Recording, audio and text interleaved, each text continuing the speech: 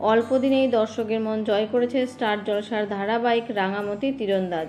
প্রতি সপ্তাহে টিআরপিতে নিজের জায়গা পাকা করে নিয়েছে এই মেগা। এই ধারাবাহিকের গল্পের নতুন মোড়ে দেখা যাবে যে জামাই ষষ্ঠীতে রাঙার গ্রামে এসেছে একলব্য। গ্রামের সবাই সাধ্য মতন আয়োজন করেছে একলব্য এবং রাঙার শ্বশুর বাড়ির সবার জন্য।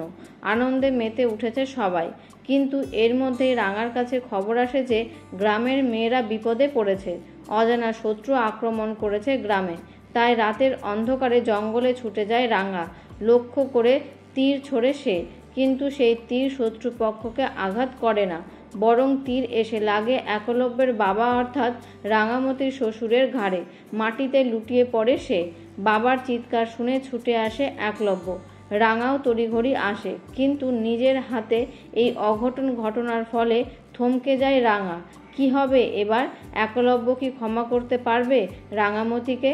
তা জানতে হলে দেখতে হবে ধারাবাহিকের আগামী পর্বগুলো। তো বন্ধুরা, এই ধারাবাহিকটি আপনাদের কেমন লাগে তা কমেন্ট করে জানাতে পারেন। ধন্যবাদ।